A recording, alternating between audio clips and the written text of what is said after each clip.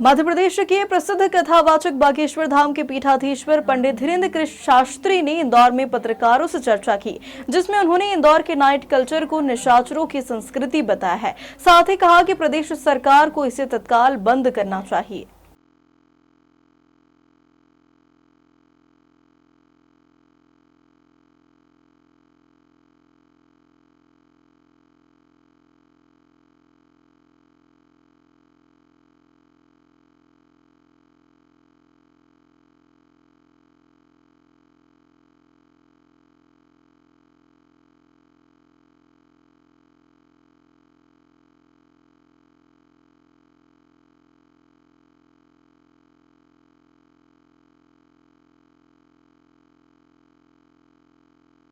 इतना ही कहा कि सत्य की जीत हो और अन्याय करने वाली जेल में हो। स्थान ऐसी बड़ी प्रसिद्ध भूमि में, मालवा अंचल के इंदौर शहर में दूसरी बार हमको आने का परम सौभाग्य मिला है। ये हमारा सौभाग्य है कि इंदौर हमारा है और हमारे ही मध्य प्रदेश में है और हम इंदौर आते हैं। द्वितीय बार इस आयोजन श्रीमद् भागवत कथा 28 तारीख से लेकर 4 मई तक के लिए हमारे बड़े ही प्रिय श्री अक्षत जी चौधरी, इन्होंने अपने दादा दादी जी के पुण्य स्मरण में यह आयोजन को रखा है। हम भगवान बागेश्वर बालाजी से मंगलमय प्रार्थना करते हैं कि पूरे इंदौर का कल्याण हो, इंदौर में और पूरे मध्य प्रदेश में नशा मुक्ति हो और भारत में शिक्षा मुक्त और भिक्षा मुक्त भारत हो।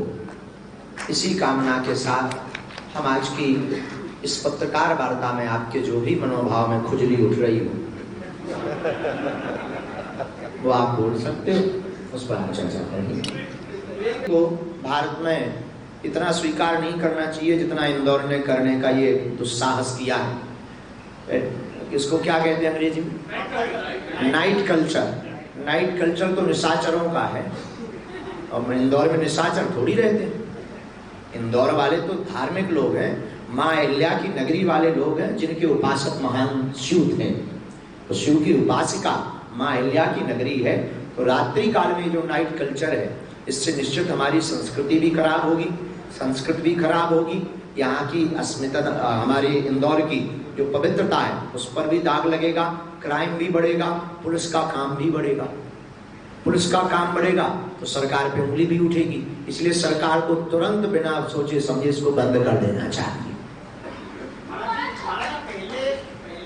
शिव को 100 और खुद को शिव मानेगा, ये तय है। इसलिए भारत के राजनेता और भारत की राजनीति में रहने वाले लोग हमारी बात को कान खोलकर सुन लें। धर्म से राजनीति चलती है, राजनीति से धर्म नहीं चलता है। ये संस्कृति में बचना बहुत मुश्किल है, भारत में बचना, क्योंकि भारतीय संस्कृति का बचना बहुत मुश्किल है। तो हमारी बहन बेटियों को रणचंडी बनना होगा, रानी लक्ष्मीबाई के आदर्श को सुनना होगा, समझना होगा, पढ़ना होगा और अपने आदर्शों को स्थापित करने के लिए उन्हें जगना होगा। उसके लिए हम तो कह सकते, साधु हैं, वचन दे सकते, संकल्प दे सकते, प्रेरणा दे सकते, चलना तो भारत के लोगों को ही पड़ेगा।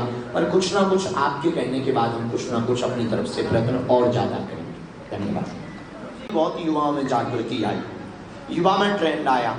सोशल मीडिया के आधार पर ही अगर आप उसका उदाहरण निकाल करके देखें तो हर दूसरी तीसरी रील या पोस्ट सनातन से संबंधित होती, स्पिरिचुअलिटी से संबंधित होती। राम मंदिर का बनना यह तय है कि हिंदू राष्ट्र की यात्रा की ओर अग्रसर है। कृष्ण जन्मभूमि होने ही वाली है, ये हिंदू राष्ट्र का ही पर्याय है। बस इस देश में एक कठोर कानून जिस दिन निर्णय हो जाएगा, राम पर कमेंट्स करने वाले, गीता अथवा माता सीता, गायत्री अथवा गंगा, गाय, इन पर कमेंट्स करने वाले, इनकी अवहेलना करने वाले लोगों को जिस दिन फांसी दंड या कठोर कारावास की पद्धति प्रारंभ होगी, उसी दिन हिंदू राष्ट्र का पर्याय का विकल्प पूर्ण हो जाएगा।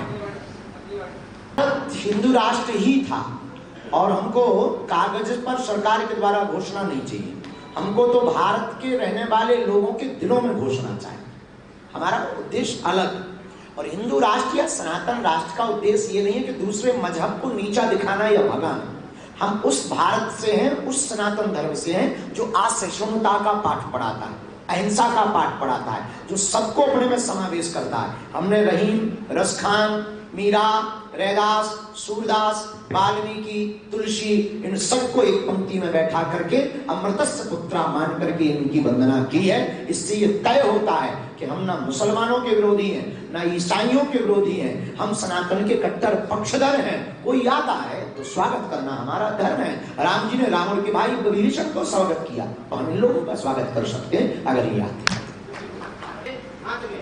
आराध्य के मोबाइल में आप बोल जाते हैं, मतलब बाबा का ज्ञान पूछा, तो आपको कितना मानना है धर्म के रास्ते में सोशल मीडिया ने काफी अच्छा हो? सोशल मीडिया ने हर चीज को आगे बढ़ाया। सोशल मीडिया जितनी अच्छी है उतनी ही बुरी अपनी अपनी उपयोगिता पर। हम लोग सनातन से जुड़े हैं तो हम लोग सनातन की पोस्टें देखते हैं, कुछ लोग गंदी देखते हैं, अपने अपने ऊपर है। पर सनातन का प्रचार और बागेश्वर धाम और सत्य की प्रचार की जहां तक हम अपने जीवन की बात करें तो जितना साथ सोशल मीडिया का है उसे भुलाया नहीं जा सकता। और वर्तमान में सनातन को ट्रेंड में लाने का काम भी सोशल मीडिया का है। इसलिए सोशल मीडिया और सभी यूट्यूबर्स, पत्रकार, ब्लॉगर्स ये धन्यवाद के पात्र हैं जो सनातन के हित के लिए दिन रात लगे हुए हैं। हम तो कहेंगे इनके लिए संरक्षण, सुरक्षा के लिए भी सरकार को कोई ना कोई कदम उठाना चाहिए।